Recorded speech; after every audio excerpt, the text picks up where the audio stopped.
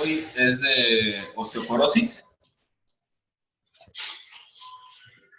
Bueno, es de los, faltan todavía unos 4 temas de enfermedades metabólicas. Creo que este es de los que probablemente pueden preguntarse más en nuestra área. La importancia, pues, engloba en que probablemente esté en ascenso importante esta enfermedad. Y bueno, vamos a hacer 2 preguntas generales. Si llega un paciente femenino de 76 años que tuvo una fractura de columna lumbar por fatiga, lo ven radiográficamente, pero no hay un trauma previo ni una tumoración previa, y ustedes dicen, bueno, va a solicitar una densitometría ósea para valorar su calidad ósea, su densidad ósea, y reportan un T-score de -1, ¿cuál sería su diagnóstico? ¿Cuál sería su impresión diagnóstica? Evidentemente la fractura de columna, pero además, ¿qué complementaría con esto? Osteopenia. ¿Alguien más? ¿Qué valora el T-score? Porque hay también el Z. La calidad ósea del paciente comparado con un paciente joven. ¿Joven? ¿Y el Z? Con su misma edad. En relativa a su edad. Un paciente joven, ¿qué es un paciente joven? ¿Ya qué paciente pondrías? ¿Qué edad? Bueno, ahorita lo vamos a ver. Y la otra es, cuando tenemos un paciente mayor a 75 años, que lo vamos a ver también ahorita, independientemente de la densitometría ósea, si tiene una fractura por fatiga, por fragilidad ósea, es diagnóstico de osteoporosis. ¿Bueno? Independientemente de la densitometría. Y esto es otra cosa que es importante identificar en los pacientes. Bueno, ya tengo mi paciente con una densitometría normal o con un diagnóstico de osteoporosis. ¿Cuál es el riesgo de fractura de ese paciente? De presentar otra fractura. También es importante saber y poderlo enfocar para saber qué tipo de tratamiento debo de darle al paciente. El contenido de la plática va a ser hablar qué es la osteoporosis, epidemiológicamente cómo estamos, la etiología, la patogenia, el diagnóstico y un tratamiento médico. El tratamiento quirúrgico lo vamos a ir viendo en cada segmento.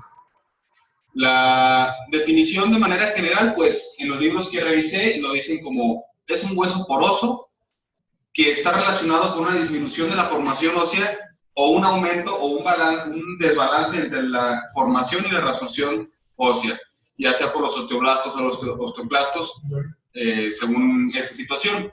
Histológicamente el hueso se ve normal, si hacen un corte de la cortical y ven únicamente la parte cortical de un hueso normal y un hueso osteoporótico, se ve normal, pero es delgado y poroso, o sea, no hay una alteración en histología, sin embargo la cantidad de depósito es la que está alterada.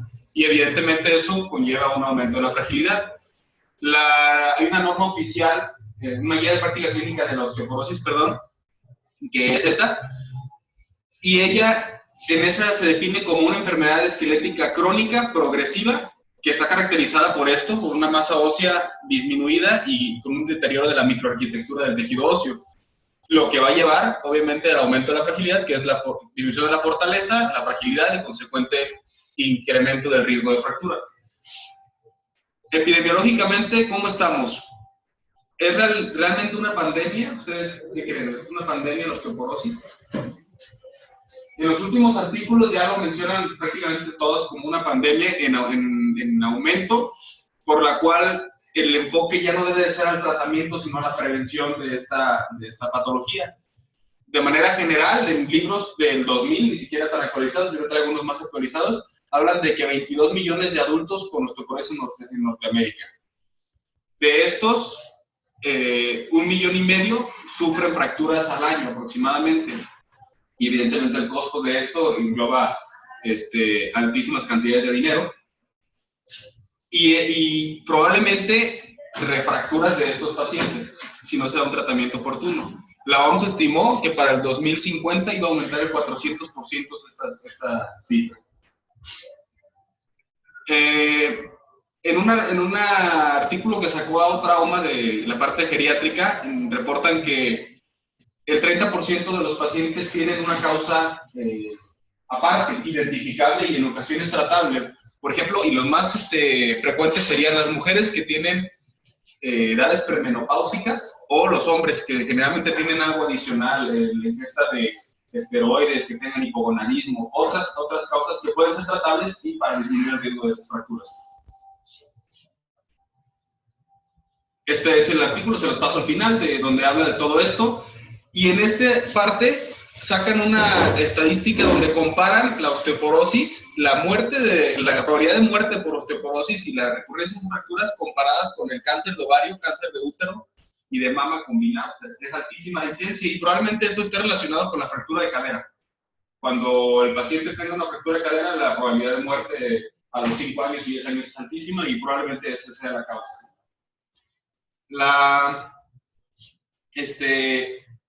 El identificar esto predice nuevas fracturas. Y el problema es que solo el 20%, en este estudio, ahorita lo va a dar uno mexicano, solo el 20% de los que sufrieron una fractura de muñeca o cadera recibieron tratamiento para osteoporosis. Solo el 20%. Es decir, ya hay un paciente con fractura de cadera, todo el mundo sabe que tiene osteoporosis, pero no se identifica como tal, y se va el paciente a casa con el tratamiento de cadera, pero sin el tratamiento para la osteoporosis. ¿Sale? Y eso entonces conlleva, evidentemente, refracturas y probablemente alteraciones en la rehabilitación del paciente. ¿Cómo estamos en México? En realidad no hay estadística. Lo que hay es que se dice que es similar a la mundial, es decir, comparado con lo que acabamos de platicar, en cuanto a frecuencia, incidencia y prevalencia. No hay datos realmente fidedignos. Se dice, en un artículo que encontré de la Acta Ortopédica del 2011, que 1 de cada 4 pacientes mayores de 50 años tienen osteoporosis. Es decir, 25% mayores de 50 años. Esto sería, apuesto en México, 24.5 millones de personas, que si ven el artículo que les puse hace rato, sobrepasaría la de Norteamérica, en teoría, ¿no? Según lo que dicen aquí, eso sale en este artículo, es un artículo de revisión del 2011. Hicieron en ese artículo, lo mencionan, un estudio con 934 mujeres que habían sido hospitalizadas por fracturas, y de estas reportaron que el 52% tenían osteoporosis. De estas, 23% se mencionó que tenían osteoporosis en la nota de egreso, o en el egreso hospitalario. El 17% se consideró como un diagnóstico y fue reportado en el expediente, pero solamente el 7% recibieron tratamiento para evitar una fractura. Es decir, del 52%, de todos esos que sabían que tenían osteoporosis, solamente el 7% se fue a casa con tratamiento para evitar nuevas fracturas. ¿Cuál es la etiología de la osteoporosis? En realidad es una expresión multifactorial que va relacionada con las hormonas, con el desuso, con los estados posmenopáusicos en las mujeres. La misma senilidad de la edad hace que disminuya la actividad osteoblástica, y una combinación de todo esto pues hace que sea una persona más factible que otro. Se agregó un factor genético en el cual, de hecho, ya como factores de riesgo se toma en cuenta si los padres del paciente tuvieron fracturas de cadera, ya es un factor de riesgo para desarrollar osteoporosis. De manera general, el hiperparatiroidismo, el hiperpituitarismo, el hipertiroidismo y alteraciones en las hormonas esteroideas también te van a generar un riesgo alto de desarrollar osteoporosis. Y evidentemente los pacientes jóvenes masculinos que platicamos hace rato, que se suele buscar una causa secundaria de osteoporosis, puede estar relacionado con la ingesta de esteroides para ejercitar, etcétera, etcétera, ¿no? La etiología, se puede decir que una osteoporosis se puede clasificar en posmenopáusica, cuando es una paciente que está entre la osteoporosis y entre la menopausia y los 65 años de edad. Después de los 65 años de edad ya se agrega el factor senil. Si es un hombre mayor de 65 años de edad, se dice que es una osteoporosis senil. Si es una mujer de menos de 65, pero después de la posmenopausia, es ahora sí una osteoporosis posmenopáusica. Y se estima que es detectable radiográficamente en pacientes mayores de 65 años, con datos ya de osteopenia en el 50% de los casos. Los factores de riesgo van asociados a la etiología, obviamente. En algunos libros, bibliografía, en la de Salter, dice que el mayor de 50 años, 1 de cada 4 mujeres tiene osteoporosis, y en los hombres, 1 de cada 8. La amenorrea, la posmenopausia, la ingesta insuficiente de calcio, la alimentación, El tabaquismo y el consumo excesivo de cafeína y alcohol son los factores que mencionan de riesgo. En la norma oficial, bueno, y el ejercicio físico inadecuado. En la norma oficial mencionan algunos otros, evidentemente también la posmenopausia o la menopausia temprana. Aquí cambia, ellos mencionan que arriba de los 65 años y el antecedente familiar de fractura, que está un poco más actualizada que el libro que revisamos, y a esto ya lo incluyen adentro de los factores de riesgo para fractura. Pacientes con antecedentes familiares de fractura de cadera antes de los 75 años. Fracturas vertebrales por compresión, que se utilicen esteroides sistémicos o vía oral por más de 3 meses. La dosis más de 2.5 miligramos por día es la que ya se puede meter dentro de los rangos de factores de riesgo. El uso de anticonvulsivantes, en particular estos dos. Y aquí agregaron otro, el índice de masa corporal, que eso va a ser un punto importante más adelante para identificar los factores de probabilidad de fractura. Menos de 19 kilogramos por metro cuadrado y que tenga patologías asociadas a la situación hormonal que platicamos o patologías reumatoideas. Y en el hombre, siempre hay que buscar una causa, en este caso pudieran ser los esteroides, en particular menores de 65 años, esteroides que tengan un síndrome de Cushing, el uso excesivo de alcohol, en el caso del hipogonadismo primario o secundario, la baja ingesta de calcio y la deficiencia de vitamina D.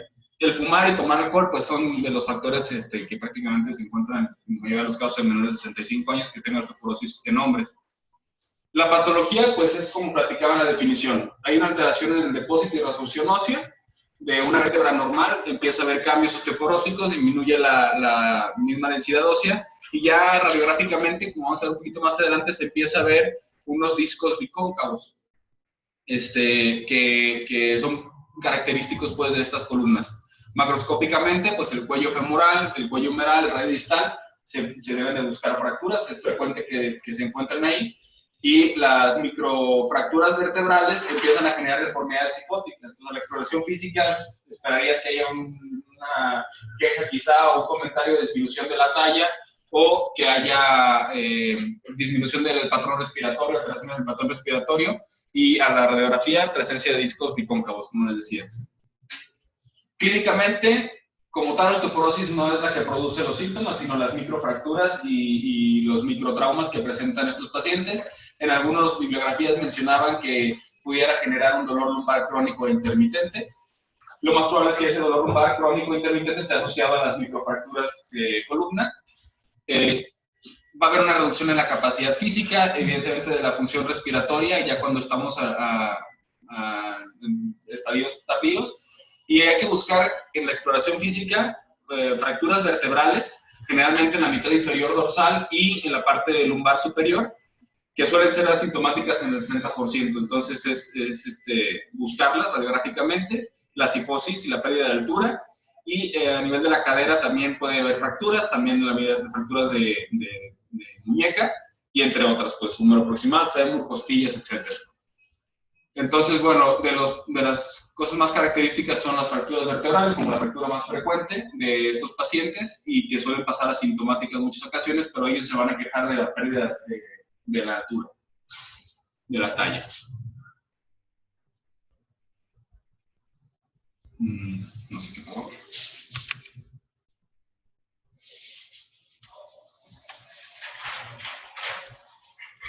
A ver, perdón.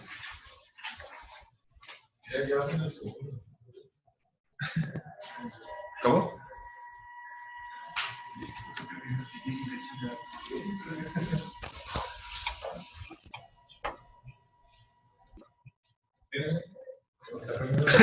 Ya vas en el segundo.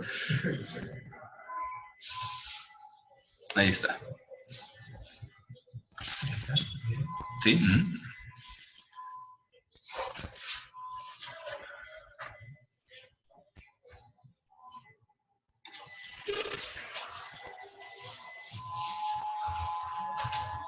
¿Qué pasa?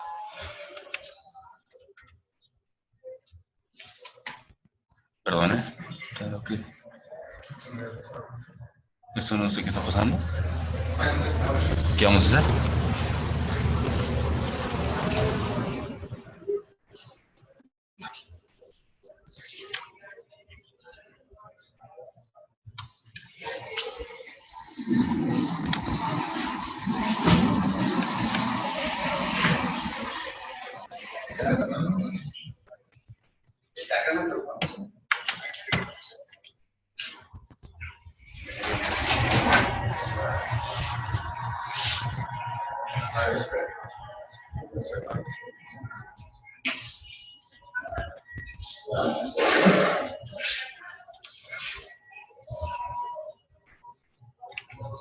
Ahí está. Radiográficamente, lo que vamos a ver, como les comentaba ya hace rato, los discos bicóncavos asociados a microfracturas previas de las vértebras, una disminución en la densidad ósea, en particular en la parte esponjosa, y si tomáramos radiografías de huesos largos, encontraríamos las corticales delgadas y deformes. Hay unos grados de Genang, se llaman, en el cual la vértebra se valora según su morfología, en cuña, bicóncava o aplastamiento. Evidentemente todo se va desarrollando de lo más leve a lo más complejo por las microfracturas que van desarrollando. Cuando encontramos esto, pues el paciente se encuentra con datos clínicos ya de cifosis. Y estas, tanto en la radiografía como en la resonancia, se empiezan a ver ya también datos de los discos y las plataformas bicóncavas. El gold estándar, pues, como sabemos, siempre, actualmente sigue siendo la densitometría ósea. Se debe de tomar de columna lumbar, de ambas caderas y de un radio distal. El término DEXA es Dual Energy X-Ray Absorptiometry, y esta es la valoración, pues, como decía Humberto bien, se valora en el T-score el paciente comparado a 25 años, que es el pico máximo de densidad ósea, y siempre y cuando no haya una patología agregada, y el Z-score es la comparación con su edad, como decía Humberto. Todos conocemos pues los valores diagnósticos son de -1 a -2.5 como osteopenia, y de menor a -2.5 como osteoporosis. O agregado a esto, cualquier paciente que haya presentado una fractura por fragilidad es independiente pues, del reporte de la densitometría, el diagnóstico de osteoporosis. Y es por eso que en el caso clínico al principio era diagnóstico de osteoporosis, ¿sale? Suelen ponerlo de manera muy clara siempre las densitometrías para identificarlo. Y el riesgo de fractura se duplica con cada desviación estándar de descenso de la media del paciente joven. O sea, se toma la relación del paciente joven desde la T-score. De hecho, en la mayoría de los casos tomamos ese en cuenta. Las mujeres posmenopáusicas que han presentado fracturas está indicado hacer la densitometría. Sin embargo, en la norma oficial, que no estoy muy de acuerdo, pero lo mencionan así, la detección en mujeres posmenopáusicas o hombres mayores de 50 años que no tengan factores de riesgo no lo justifica. Es decir, no justifican que se tomen las densitometrías. Y entonces, esta era la segunda pregunta al principio: ¿cuándo sabemos si un paciente tiene o no riesgo de fracturarse? Y para eso, pues, en la guía de práctica clínica del CENETEC, toman 4 puntos importantes: el índice de masa corporal, si había tenido ese paciente fracturas previas, si existían antecedentes de familiares de fracturas de cadera, en particular menores de 75 años, el uso de glucocorticoides, edad, alcoholismo y tabaquismo. Ahorita los dividimos. Evidentemente, hay pacientes que tienen actividad física que tienen mucho menor riesgo de desarrollarlo, y por eso se toman todos estos criterios. Estos son los 4 puntos que la guía de CENETEC toma, que son algunos de los que mencioné hace rato. Sin embargo, ahorita existen medios más accesibles para todos sin tener que tener una densitometría ósea para decir si hay un paciente que tenga riesgo o no de fractura. Se llama FRAX, es una página que prácticamente ya está a nivel internacional, que podemos realizar en minutos para identificar y decirle al paciente desde aquí de antes, ¿sabe qué? El riesgo de fractura está, le voy a dar tratamiento para osteoporosis. Son las iniciales de esto. Y te estima la probabilidad de fractura a 10 años. Son 13 preguntas que las haces en 5 minutos y están en esta página. Simplemente le pones a Google. Esta es la página, aquí le pones la guía de hecho lo puedes poner aquí en español, le pones para calcular Latinoamérica, México, y eso lo toma pues evidentemente con las características de las personas mexicanas. Y si hiciéramos una prueba, sería llenar esto nada más. Por ejemplo, la hice conmigo. y yo salí con un riesgo de fractura de cadera a 10 años del 0%. Pero si lo comparamos con otros, el doctor Pedro, él salió con 0.3 con riesgo de fractura y de desarrollar osteoporosis del 2.1. Pero si nos vamos con este compañero, entonces ya empieza a aumentar poco a poco porque fuma, porque tiene diabetes, porque tiene otras enfermedades y también ya está cerca del 5% de desarrollo de tener fracturas, ¿no? De cadera en particular. Y hasta casi el 10% de desarrollar osteoporosis a 10 años. Entonces, el diagnóstico se debe de complementar siempre con estudios de laboratorio, aparte de las radiografías y la densitometría ósea, la biometría hemática, la creatinina, estos prácticamente para descartar las secundarias, que estábamos hablando hace rato, las causas secundarias, las proteínas totales para ver el estado nutricional del paciente. Muchas veces es por deficiencia de ingesta de vitamina D y calcio la causa de sus fracturas o fragilidad ósea, y el tratamiento suele ser más sencillo. La creatinina la toman aquí en cuenta porque hay medicamentos que deben de evitarse para dar el tratamiento de osteoporosis cuando la creatinina o hay insuficiencia renal o una depuración de menor de 35. La fosfatasa alcalina y para descartar precisamente todos los diferenciales. La guía de SNTEC no recomienda que se tome la osteocalcina, la fosfatasa alcalina específica, los péptidos terminales, que de hecho yo creo que ninguno de estos es aquí, de ninguno de estos. Estos prácticamente los toman para el seguimiento de los fosfonatos, ahorita lo vamos a ver. Pues prácticamente de laboratorio. Esto es la relación de para qué se solicita cada uno. Me voy a pasar aquí un poquito más porque luego no alcanzamos a terminar. La guía de práctica clínica tiene 3 algoritmos para el manejo, otras para el seguimiento, y lo divide luego en grupos de pacientes para ver a quiénes le indico qué tipo de ejercicio y actividades físicas. De manera general, el paciente que tiene riesgo de osteoporosis, se identifican los factores de riesgo como la historia clínica, la exploración física. Si existe un riesgo mayor, entonces ellos consideran que debe tomarse la densitometría ósea y dependiendo de los resultados, pasaríamos ahorita adelante al algoritmo de tratamiento y solicitar los estudios que platicamos de laboratorio ahorita. Precisamente para descartar todas las probabilidades diagnósticas con diagnósticos secundarios de osteoporosis. El tratamiento, el objetivo va a ser prevenir fracturas, que continúen fracturándose estos pacientes y evidentemente pues prevenir la pérdida de la densidad ósea. En la guía de práctica clínica de SNTEC dice que ellos sugieren iniciar el tratamiento con medicamentos vía oral o ya sea también subcutáneos o intramusculares en estos casos. El paciente que tiene osteopenia, o sea que tiene un T-score de -1 a -2, pero que no tenga factor de riesgo, aquí se contradice de hecho la guía de SNTEC con lo que yo platiqué hace rato, que decía que no lo recomendaban, pero bueno, así es como lo reporta. Los dos más importantes son estos prácticamente. Una osteopenia con un factor de riesgo y un paciente con osteoporosis menor a 2.5, ¿sale? Sería para tratar de evitar las fracturas.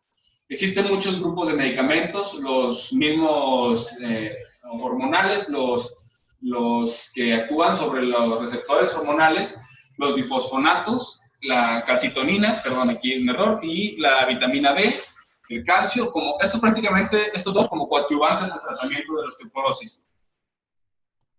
Y nos vamos a ir rápido uno por uno. De primera línea, pues los consideran los bifosfonatos, en particular el alendronato, el raloxifeno, la calcitonina, la hormona paratiroidea o los análogos de la hormona paratiroidea.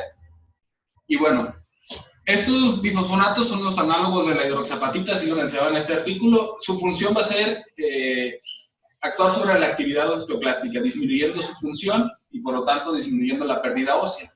El ácido zoledrónico su administración es intravenosa y se hace una vez al año, eso lo hace un poco más cómodo y sí se ha identificado en artículos que disminuye la probabilidad de una fractura de cadera o fracturas de cadera subsecuentes.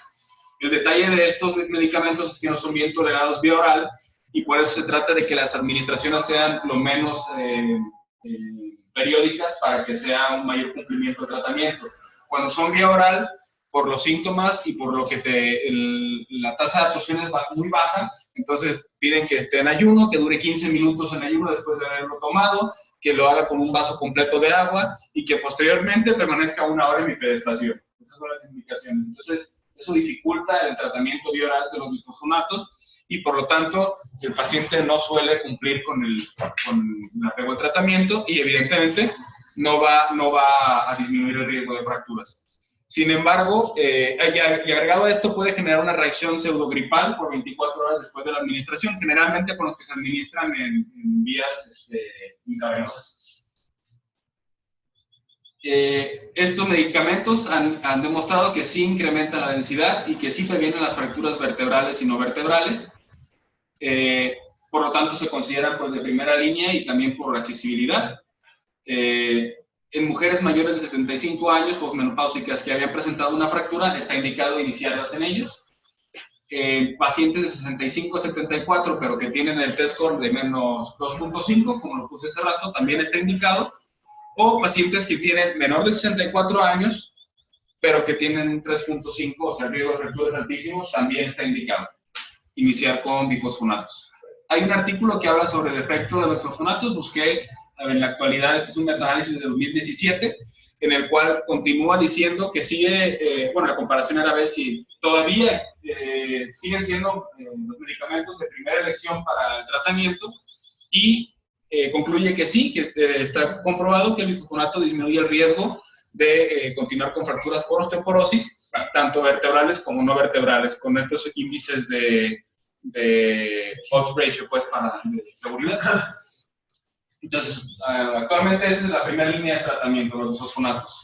Hay indicaciones específicas por las cuales no son tolerados que pudiéramos pasar a los medicamentos de segunda línea. El fralenato de estroncio, es un medicamento que es vía oral y que también actúa de manera antirresortiva, inhibiendo la actividad de los osteoclastos y acelerando su apoptosis, por lo tanto empieza a ganar un poco más de actividad osteoblástica, por lo que aumenta la masa ósea muscular, la masa ósea en la región de la columna y de fémur, es donde se ha comprobado. Por lo tanto, reduce las fracturas de columna. Otro grupo de medicamentos, creo yo que de los mejorcitos serían los análogos de la hormona paratiroidea, el teriparatide. Este es un análogo recombinante del DNA de la hormona paratiroidea. Esta se administra a dosis diarias, querías comentar, ¿no? Dosis diarias subcutáneas de 18 a 24 meses. El detalle de este medicamento es que se da por un ciclo y posteriormente ya no se ha visto diferencia significativa en un segundo o tercer ciclo de administración. Entonces, como que tenemos 24 meses para darlo y si ayudó, bueno, y si no, pues ya no hay otra opción de continuarlo. Por lo tanto, no se toma como de primera línea. Su actividad anabólica es en la formación ósea y además parece estimular los osteoblastos, también los osteoclastos, y esto genera una contraindicación en la enfermedad de Payet, por ejemplo, porque puede acelerar el paso de una enfermedad de Payet simple a con desarrollo tumoral o un cambio a tumores. El incremento, la situación neta de esta actividad pues es la producción de masa ósea y se ha dejado de esta por esto que les comentaba de los ciclos para cuando ha fallado el tratamiento con los bifosfonatos o la terapia antirresortiva que les comentaba por casos demasiado severos como adyuvantes. Está contraindicada en pacientes pediátricos o que continúan con crisis de crecimiento, en pacientes que tengan tumoraciones óseas, por esto que les comento, que tiene actividad también osteoclástica y pues la enfermedad de Payet, como es el caso.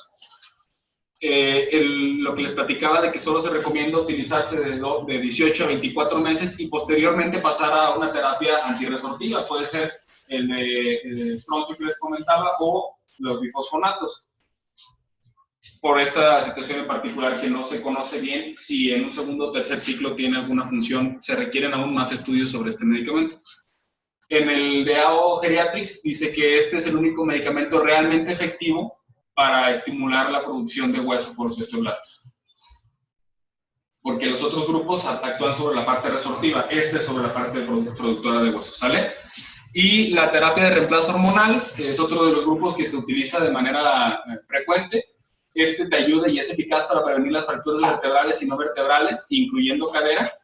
Este va a prevenir la pérdida ósea, es dosis dependiente, Pero esta situación también nos pone en un grupo específico de pacientes. Cuando se da por más de 5 años, empieza a presentarse situaciones de gravedad, como el cáncer de mama invasivo, el 26% de los casos, enfermedades coronarias, el 29%, o el evento cerebral vascular como el más importante, casi el 50%, el 41%. Por lo tanto, también lo comentan en el de Geriatric Trauma, que no está recomendado utilizar estos medicamentos como primer línea. ¿De acuerdo? Este es otro de los grupos, ya casi por terminar de los grupos de medicamentos. Creo que se utiliza mucho en nuestro medio también, y es un modulador selectivo de los receptores estrogénicos, es decir, actúa sobre los mismos efectos que acabo de decir, pero tiene el beneficio de que tiene menores efectos de desarrollar cáncer de mama, ¿de acuerdo? No tiene esa como efecto, ¿de acuerdo? Estimula los receptores estrogénicos, previene las fracturas vertebrales en pacientes posmenopáusicas hasta del 36%, y las dosis recomendadas son de 60 miligramos. Sin embargo, no ha demostrado que reduzca las fracturas a nivel vertebral, ¿de acuerdo?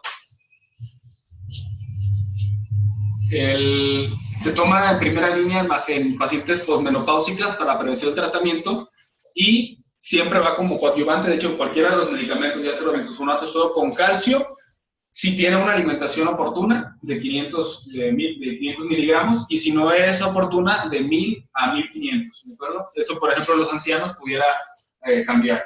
Y agregar aquí había 2 guías, una que te decía de 400 a 600 unidades, hay otras que te dicen que deben de ser de más de 800. Está indicado cuando están contraindicadas en los pacientes posmenopáusicas, los bifosfonatos, entonces se utilizan los... Se hace por escala. Si uno de primera línea no está indicado, te pasas a solo, ¿de acuerdo? En casos muy severos, con densitometrías menores de 3.5, se pudieran utilizar, pero tienen muchos efectos adversos utilizarlo. Entonces se trata de mejor de hacer primero una de primera línea. Si no funciona, lo cambias a uno de segunda, siempre adyuvantes con calcio y vitamina D.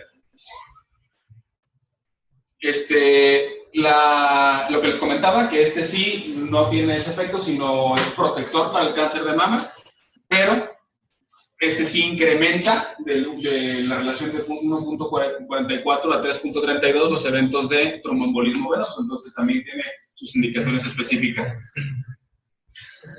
Por último, existen nuevos medicamentos, evidentemente mucho más costosos, que están relacionados como anticuerpos monoclonales. El denosumab actúa sobre el ligando RANK. Ahorita les voy a poner un video de cómo actúa. El mecanismo de acción actúa directamente los osteoclastos y disminuye esta reabsorción ósea continua, como un antirreabsortivo. Su dosis es cada 6 meses, por lo que facilita su administración, y es subcutánea. A ver si se ve. Bueno, este es el nombre del medicamento.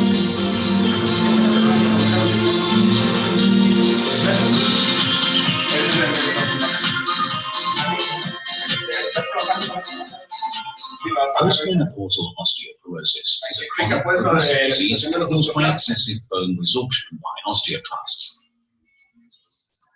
Osteoclasts are specialized cells that resorb bone, while osteoblasts are bone-forming cells. In healthy bone, the activities of osteoclasts are balanced, so that the amount of bone resorbed is in balance with the amount formed. The RANK ligand pathway plays a major role in the formation, function, and survival of osteoclasts. Osteoclasts produce a protein called RANK ligand, which binds to RANK receptors on osteoclast precursors and mature osteoclasts, causing them to fuse, mature, and attach to bone. RANK ligand also increases the activity and lifespan of mature osteoclasts. After menopause, the decline in these levels leads to increased RANK ligand, which triggers increased osteoclast activity. Increased osteoclast activity leads to excess bone resorption and decreased bone density and strength, and an increased fracture risk. Bisphosphonates are the most commonly used treatment for postmenopausal osteoporosis worldwide. They bind to bone mineral at the site of bone resorption. Bisphosphonates preferentially accumulate in trabecular bone. There, they're taken up by mature osteoclasts, resulting in a loss of resorptive function. The discovery of Prolia offers postmenopausal women a different treatment option for osteoporosis. Prolia binds to RANK ligand and prevents its binding to the RANK receptor on immature and mature osteoclasts. and therefore stops osteoclasts before they reach both cortical and trabecular bone. Prolia inhibits osteoclasts at all stages of development, thereby decreasing formation, function, and survival. In this way, Prolia blocks the action of osteoclasts before they can actively resorb both cortical and trabecular bone at the hip and at other key sites throughout. A diferencia de los gluconatos, que es más trabecular, su función, este es también cortical y esponjosa, pues. Estos dos medicamentos, el raloxifeno y el denosumab, son opciones en pacientes que pues, tampoco toleran los gluconatos. Hay que complementar, como les decía, con suplementos, calcio y vitamina D. En esta bibliografía, al final, ahorita les pongo cuáles son. Encontré que el calcio debe de administrarse de 1 gramo y la vitamina D de más de 800 unidades. Y eso va a permitir una reducción del riesgo de fractura, obviamente como el coadyuvante del tratamiento, de hasta el 24%. Estas son las recomendaciones específicas por grupos de pacientes. Y como les decía, como coadyuvante, este es uno de los artículos el que les mostré un artículo de revisión, que también lo menciona. Este es para población mexicana, se supone, y se puede monitorizar. Ahorita les digo cómo es el seguimiento de estos pacientes. La vitamina D debe estar en 32 nanogramos por mililitro para saber que está en adecuada dosis. Esto, si quieres, se los paso después. Esta es la guía de CNT y te va orientando de cuándo. ¿Se acuerdan que les comenté cuando ya diagnosticaba osteopenia, cuándo inicié el tratamiento y qué es lo que hay que hacer? Y cuándo estaba muy indicado continuar con densitometrías para valorar el efecto del tratamiento. La realidad es que los medicamentos como tal no cambian el resultado de la densitometría, sino que reducen el riesgo de fractura. Entonces tú puedes tomar 5 o 6 densitometrías posteriores al tratamiento y probablemente siga saliendo osteopenia, pero el riesgo de fractura es menor, ¿vale? De hecho, Dani, sí, a lo que recuerdo de cuando Parlenar, la guía de práctica clínica decía que no tiene utilidad el estar monitorizando a los pacientes que están dando tratamiento para osteoporosis con densitometría. Precisamente es porque no hay un cambio significativo. Sin embargo, la guía te dice que la densitometría te ayuda para el diagnóstico y para el seguimiento, pero es un error, por eso lo menciono. Hay que orientar al paciente a quitar todos los factores de riesgo que platicamos al principio: no fumar, prevenir las caídas, modificar actividades, evitar o reducir la ingesta de alcohol, evitar la ingesta excesiva de café. El paciente que no toma adecuadamente los medicamentos, pues evidentemente no se va a lograr el objetivo del tratamiento, que es reducir las fracturas. Con los bifosfonatos es el que menos apego al tratamiento que tiene, por esto que les comentaba, que suele ser el 20% de los pacientes que realmente lo siguen a los 24 meses. Los alimentos con alto contenido en calcio, como estos que pongo aquí, se ha demostrado que ni la vitamina K como aditamento, ni el magnesio, ni el zinc, ni el cobre tiene efectos importantes sobre el aumento de producción de hueso, y el ejercicio sí aumenta la densidad ósea del 1 al 4%, o sea, disminuye los factores de riesgo. Y el ejercicio debe estar enfocado dependiendo del grupo de paciente, que también en la guía de práctica clínica viene así, en ejercicios de impacto, de fortalecimiento o de entrenamiento de balance. Estos son factores de riesgo de caídas. Me voy a pasar un poquito rápido, pero mete enfermedades pues, que pudieran generar alteraciones en extremidades inferiores, enfermedades neurológicas que alteran la coordinación, disfunción urinaria, etcétera, reumatológicas. Y esto es lo que les comentaba de los grupos de pacientes según la guía de práctica clínica para indicar el grupo de ejercicio que le corresponda. Ya será, dependiendo de la actividad, si se permite trotar, saltar, o ya se empieza a indicar más caminata. Esto porque el saltar y trotar tiene riesgo de caídas y su densidad ósea es baja. Por eso el grupo de pacientes debe ser el grupo 1, cuando es menor es menos 1. Pero cuando ya estamos en el grupo 3, que es menor a 2.5, entonces ya se disminuyen esos factores de riesgo y se empiezan a utilizar otras cosas como los TENS, calores para prevención de caídas, ¿de acuerdo?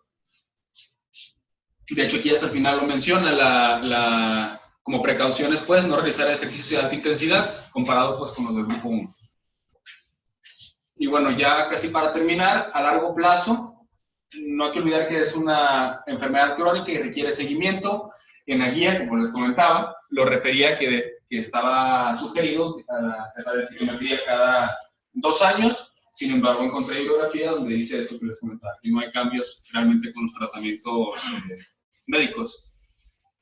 Continuar monitorizando niveles de calcio y vitamina D y el enteropéptido en orina, que es el que no indica, que la guía de práctica clínica se acuerda que al principio les dije que no lo recomendaba tomar de primera instancia. Ellos lo sugieren que se tome a los 5 años cuando se está dando bifosfonato para valorar la continuidad o si es necesario el cambio de la terapia para ver si realmente está siendo efectiva, sino para cambiar a un medicamento de segunda línea. Si durante el tratamiento el paciente sufre una fractura, también es algo sugestivo para pasar al un grupo de segunda línea de medicamentos. Este artículo del área ortopédica de trauma en 2013 hizo un algoritmo terapéutico que incluye prácticamente todo lo que les dije, se los voy a subir al box, pero incluye pues los pacientes de riesgo. Si tuvieron una fractura por fragilidad, prácticamente es diagnóstico de la osteoporosis y ya no te pide pues en realidad la densitometría ósea. Te serviría para ver qué tanto riesgo hay. En la de Frax, que les mostré al principio de la página, hay una opción en la cual puedes poner el dato de la densitometría, pero también puedes decirle al paciente el riesgo de fracturas que tiene sin la densitometría, y eso es algo bueno porque aquí es difícil pedir las densitometrías. Entonces pudiéramos hacerla, no tardamos nada en hacerla y sacar a los pacientes de aquí con tratamiento para prevenir nuevas fracturas. Esto los paso, o sea, no es complejo, simplemente lo que les iba diciendo, cuando se encuentran alteraciones en los laboratorios, hay que enviar con el endocrinólogo e identificar una probable causa secundaria de la osteoporosis, en particular hombres menores de 65 años con mujeres premenopáusicas, ¿sale? Y el tratamiento generalmente se está monitorizando, como les comentaba, con estudios de laboratorio y de densitometría cada 2 años. Si hay fracturas al momento de tener un tratamiento, pasamos a un tratamiento de segunda línea y agregar siempre los medios preventivos de fracturas y el ejercicio, actividad física. El Día Mundial de la Osteoporosis es el 20 de octubre y déjame ver si tengo algo más. No sé si tengan alguna duda.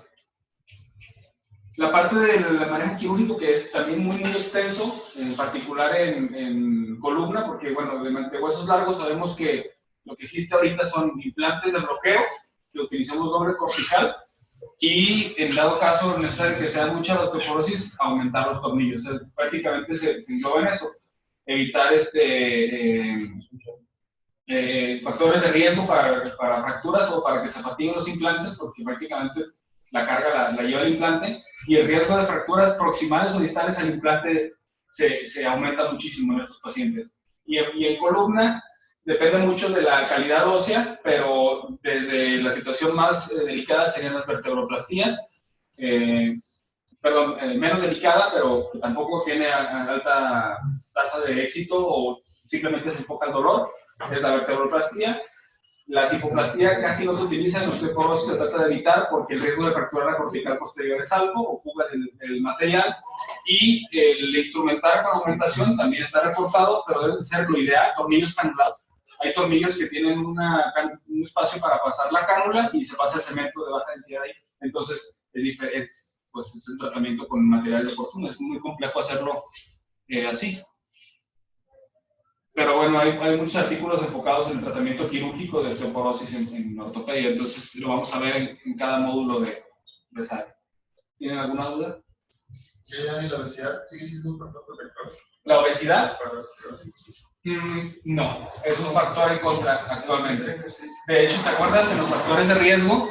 Si vemos el FRAC, exactamente. No, te lo digo porque últimamente lo habían sacado por orientación hormonal. Sin embargo, en las nuevas guías dice que el índice de masa corporal, de hecho, tiene un valor en contra, menor a 19, tiene mayor riesgo, pero también mayor a 35. ¿Vale? Menor a 19 lo toman como un factor de riesgo porque evidentemente hay disminución de la masa muscular, el hueso está prácticamente más expuesto al golpe, a la contusión, y se fractura más. Y mayor a 35 por la misma, el peso favorece a eso. El FRAX en la página te lo agrega como índice de masa corporal, y de hecho es uno de los factores que agregaron en vez de la densitometría, pues, para encontrar el riesgo de fractura de los pacientes. Entonces, sería conveniente. De hecho, ahorita está iniciando la tesis Dani García, de osteoporosis, para identificar los que tuvieron fracturas previas aquí de cadera y de columna y cuáles tenían criterios de osteoporosis y no se dio tratamiento para hacer prácticamente el artículo que mencionamos, pues, de que el 50% de las fracturas de cadera tenían osteoporosis, solo el 7% se fue de alta con tratamiento de osteoporosis. Yo creo que sí es un factor de protección siempre y cuando el paciente tenga actividad física. Ah, ¿de la obesidad? La obesidad. Ah, sí, pudiera ser. Si no hay... Porque tenga la masa muscular y la situación hormonal. Y aparte el peso ayuda a conseguir sí. Y si te acuerdas, uno de los artículos mencionaba otros riesgos de fractura, encontraba diabetes, no puedo qué otra era de el Parkinson y enfermedades, pues, la diabetes por lesión de los pies, probablemente la lesión neurológica y la misma obesidad, ¿no? Pero sí, probablemente tengan que ver, es multifactorial, pues. Sí.